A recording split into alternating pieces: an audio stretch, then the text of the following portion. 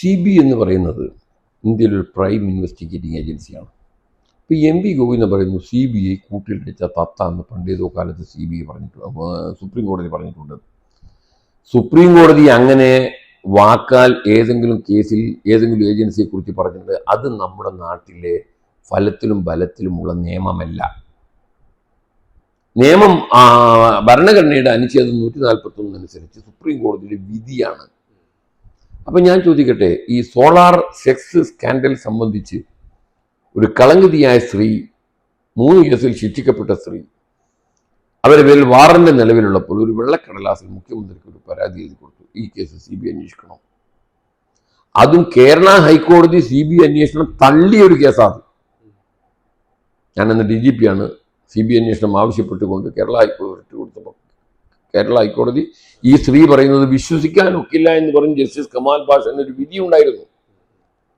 ആ കേസ് ഒരു പോലീസിന്റെ റിപ്പോർട്ട് പോലും വിളിച്ചു വരുത്താതെ നേരെ CBI അന്വേഷണത്തിന് ഉത്തരവിറക്കിയ മുഖ്യമന്ത്രി ഇപ്പോൾ ഈ കേസ് CBI അന്വേഷണം പാടില്ല എന്ന് പറയുന്നതിന് കാരണം എന്താണ്?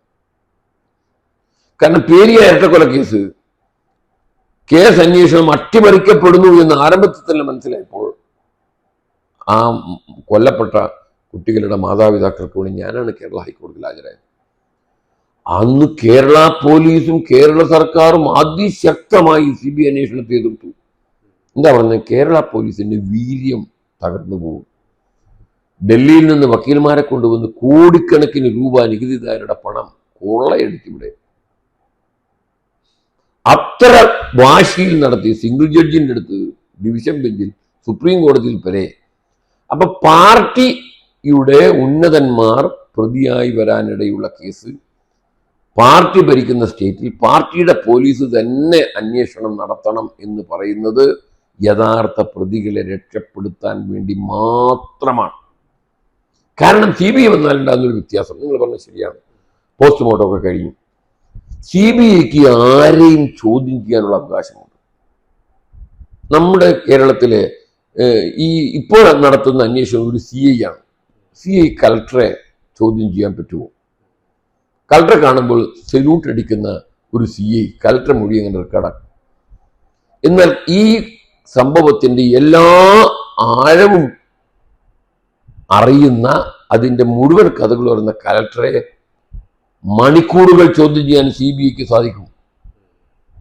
അപ്പൊ ഒരു ഭീതിയോ പ്രീതിയോ ഇല്ലാതെ കേസ് അന്വേഷണം നടത്താൻ സാധിക്കുന്ന ഒരു ഏജൻസി എന്ന നിലയിലാണ് CBIയിൽ നമ്മൾ വിശ്വാസം അർപ്പിച്ചിരിക്കുന്നത്.